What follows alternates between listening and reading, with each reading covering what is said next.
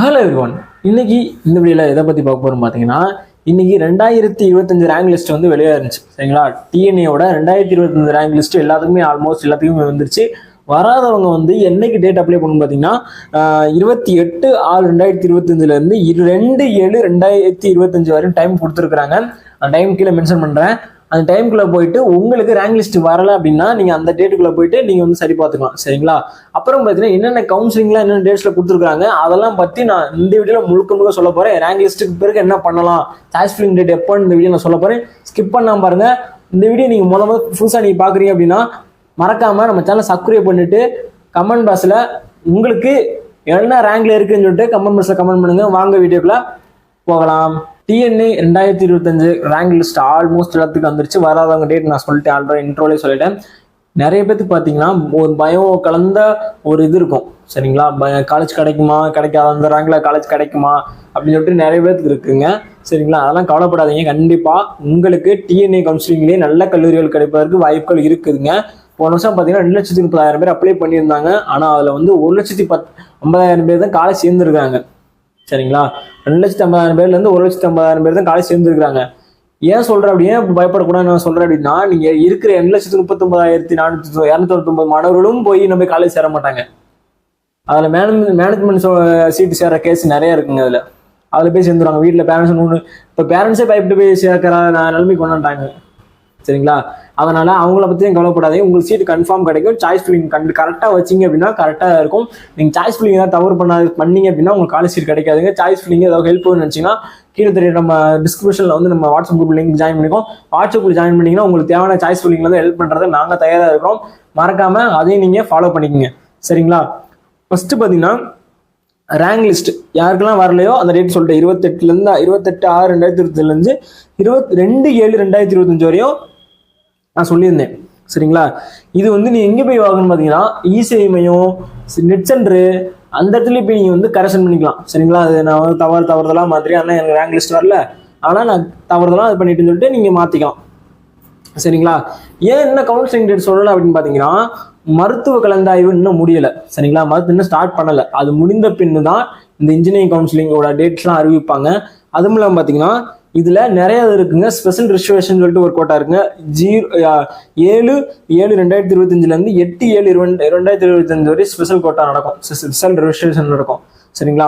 அப்புறம் பார்த்தீங்கன்னா ஜெண்டர் கவுன்சிலிங்கை பொறுத்த வரையும் 14/7/2025 19/8/2025 வரையும் இந்த கவுன்சிலிங் டேட் வந்து கொடுத்துருக்காங்க. எதுக்குன்னா ஜென்ரல் கவுன்சிலிங்க்கு. கிட்டத்தட்ட கவுன்சிலிங் பார்த்தா ஒரு 3 நாள் 4 நாள் நடக்கும். அவ்வளோ, அதுக்கு மேலாம் பெருசாக நடக்காது. சரிங்களா? அப்புறம் பார்த்தீங்கன்னா சப்ளிமெண்டரி கவுன்சிலிங் தனியாக நீங்கள் அப்ளை பண்ணி இதெல்லாம் கலந்துக்கல, ஜென்ரல் 7.5 எதுவுமே கலந்துக்கல அப்படின்னா சப்ளிமெண்டரி கவுன்சிலிங் ஒன்று இருக்கும். அதில் நீங்கள் வந்து தவறுதலாக அப்ளை பண்ண மறந்துட்டீங்கன்னா அதை அப்ளை பண்ணி ஜாயின் பண்ணி நீங்கள் பார்த்தீங்கன்னா கவுன்சிலிங் அட்டன் பண்ணலாம். கலந்தாய்வு நீங்கள் அட்டன் பண்ணலாம்.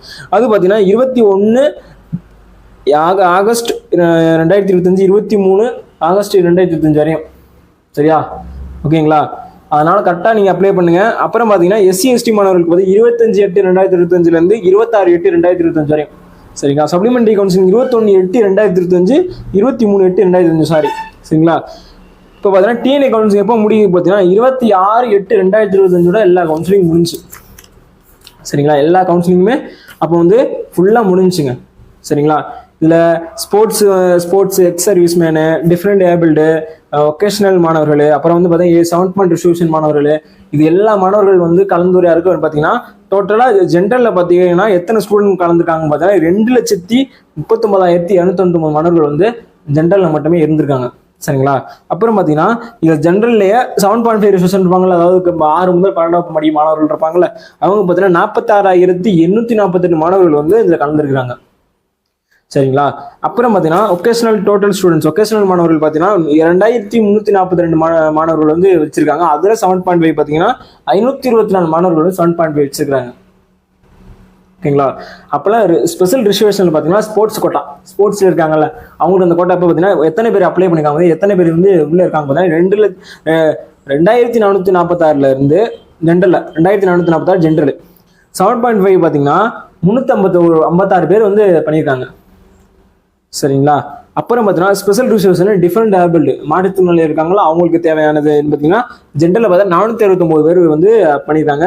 7.5 ரிசர்வேஷன் வந்து 128 பேர் வந்து அப்ளை பண்ணியிருக்காங்க. சரிங்களா, அதை அப்ளை பண்ணிக்கலாம். ஓகேங்களா.